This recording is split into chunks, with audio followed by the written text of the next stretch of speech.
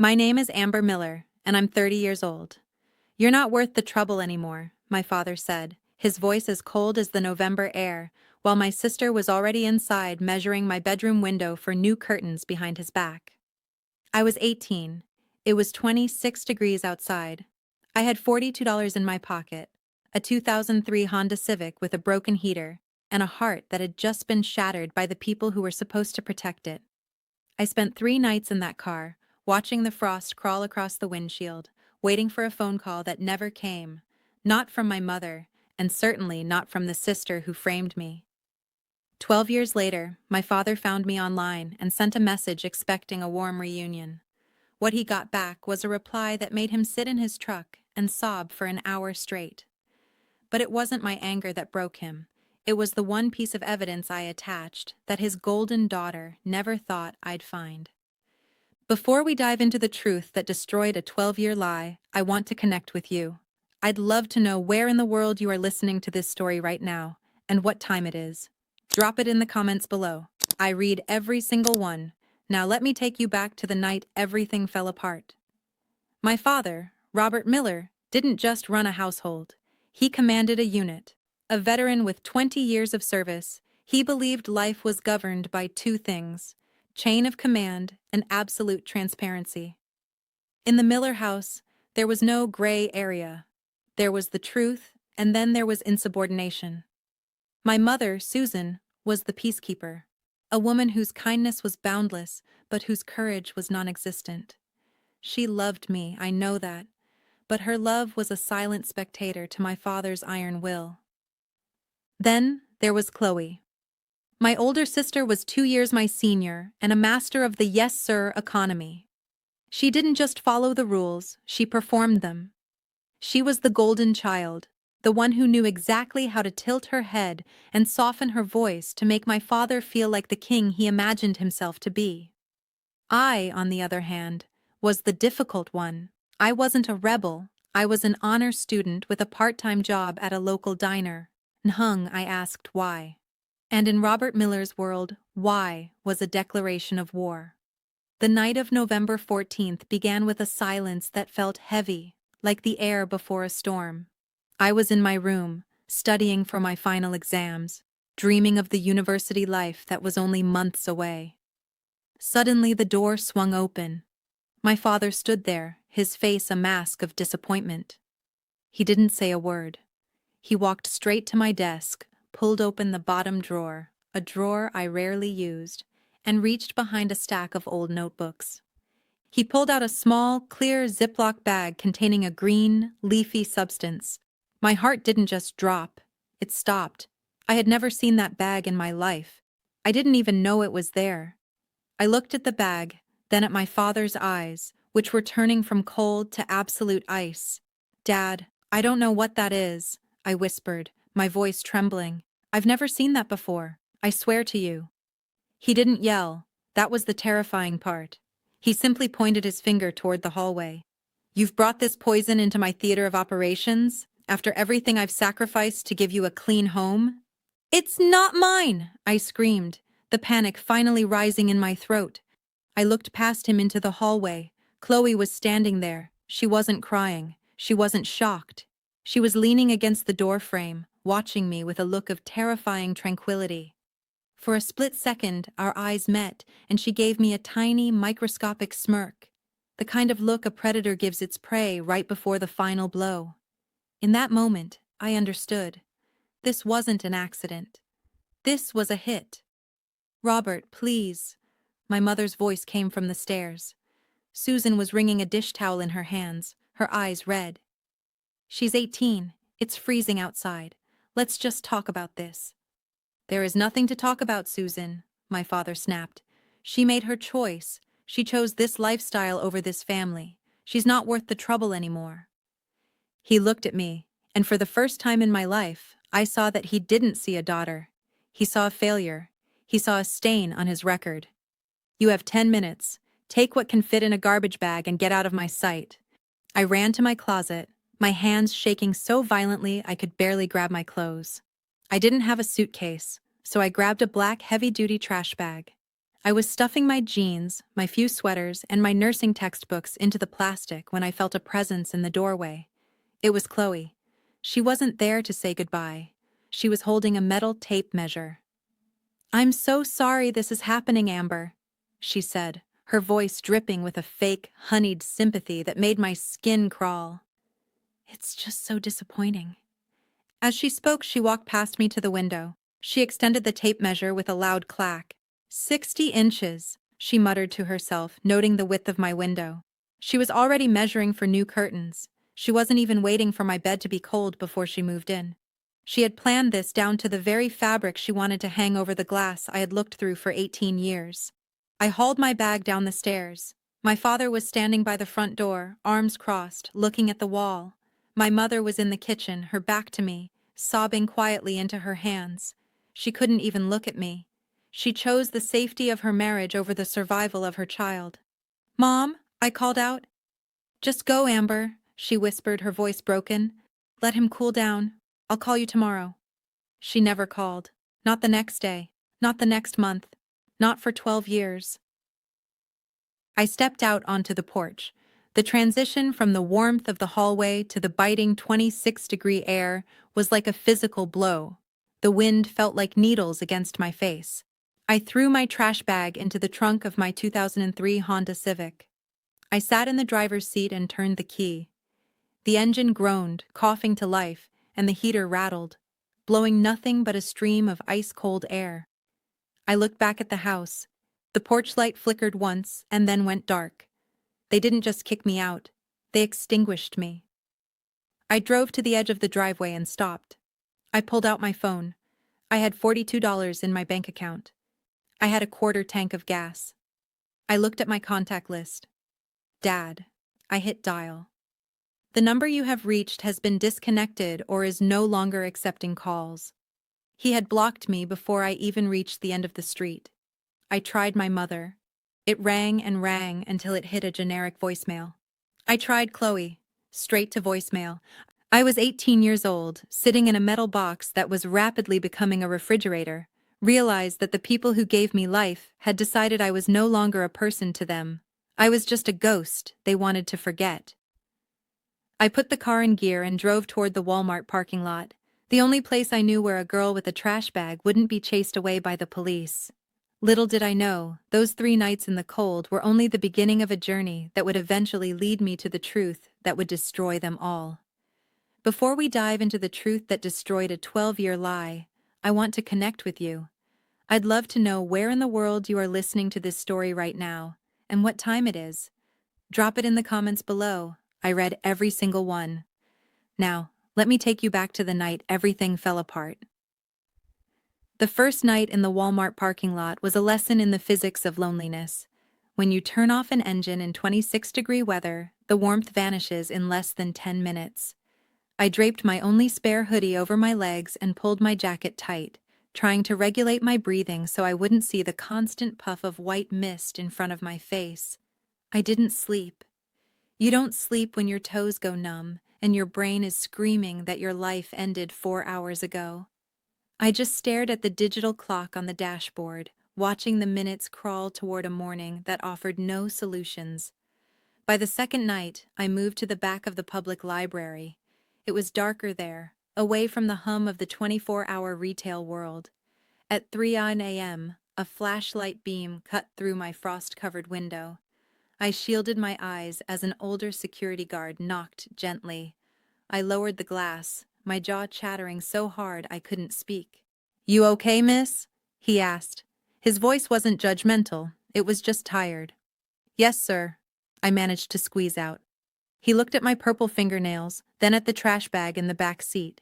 He didn't call the police. He just nodded, went to his shack, and came back with a lukewarm cup of black coffee. "Hang in there," he said.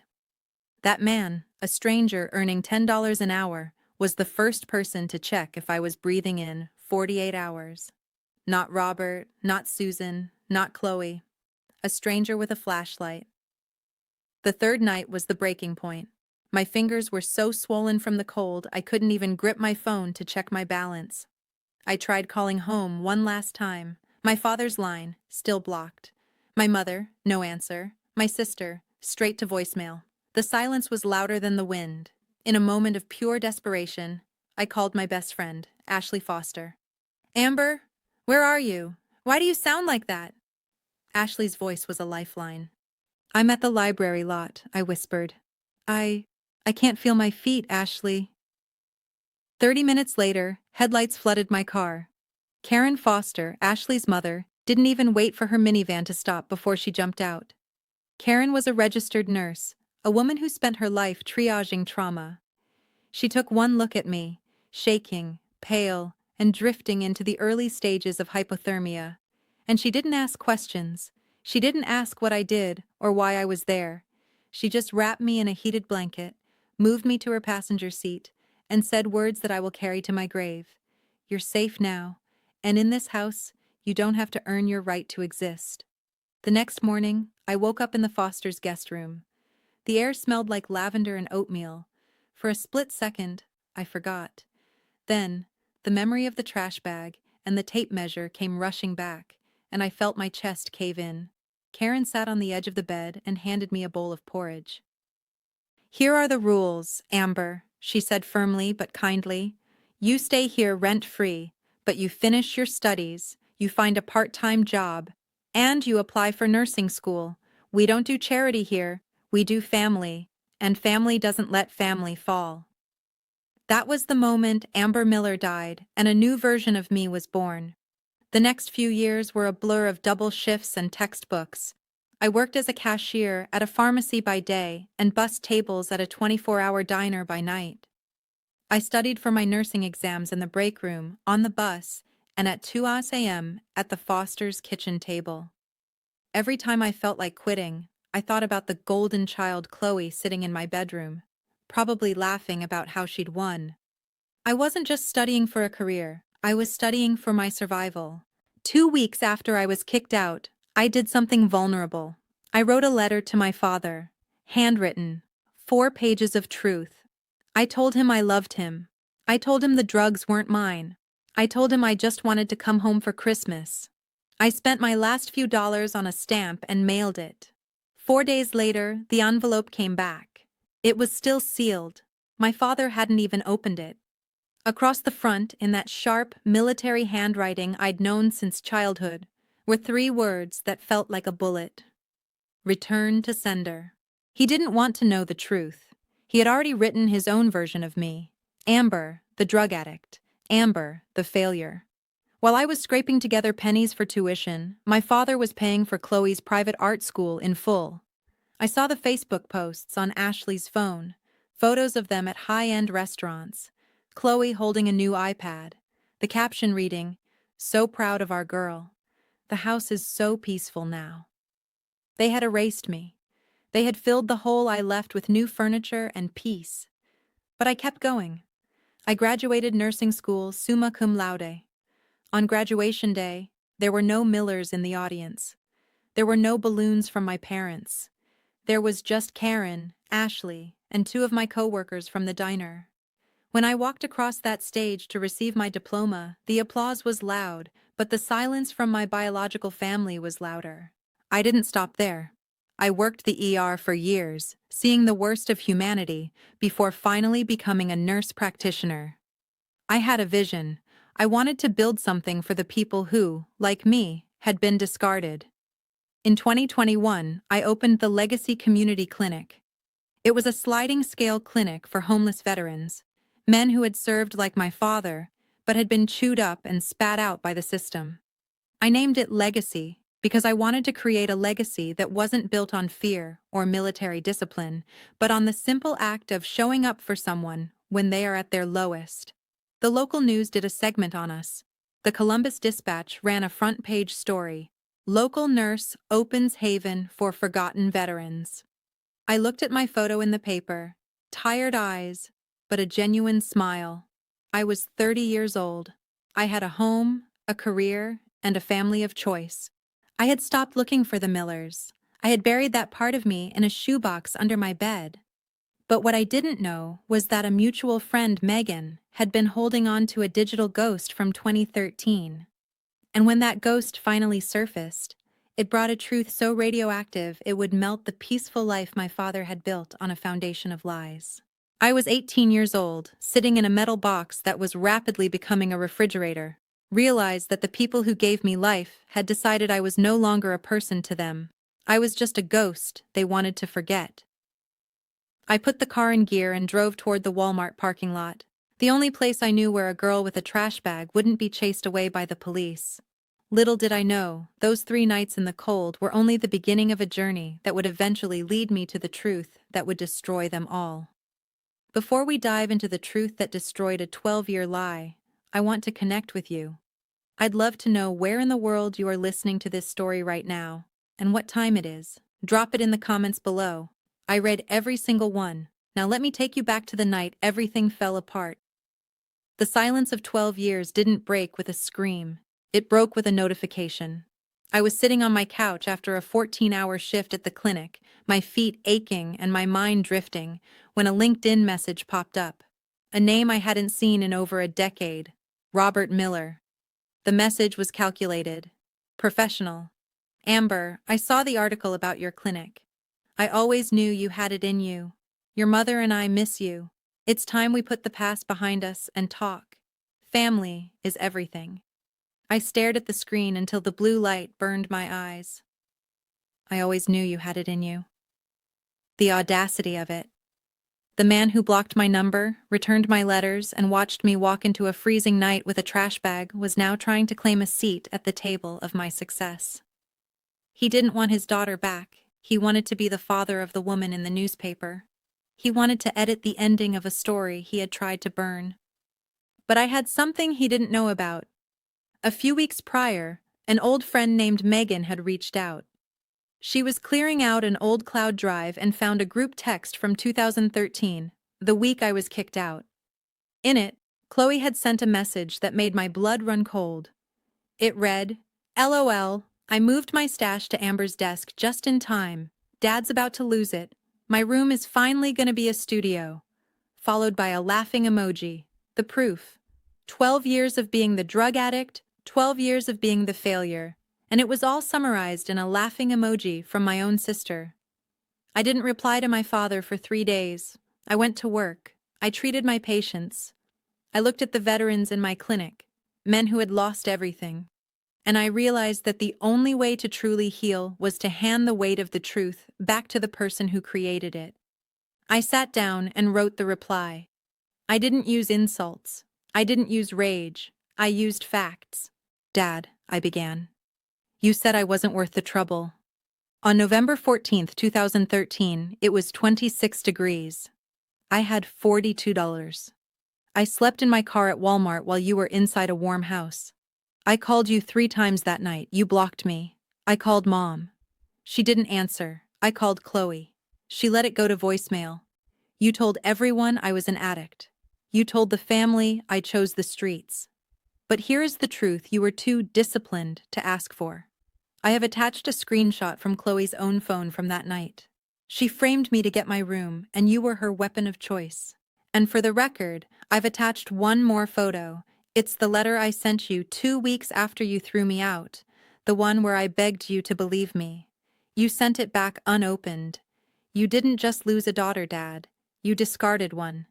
You aren't reaching out because you miss me. You're reaching out because you want a proud dad moment for your Facebook page. But I am not your story anymore. I am my own. Do not contact me again. I hit send at 11:47 p.m. and closed my laptop. I felt a weight lift off my shoulders that I hadn't even realized I was carrying. The aftermath didn't come to me directly.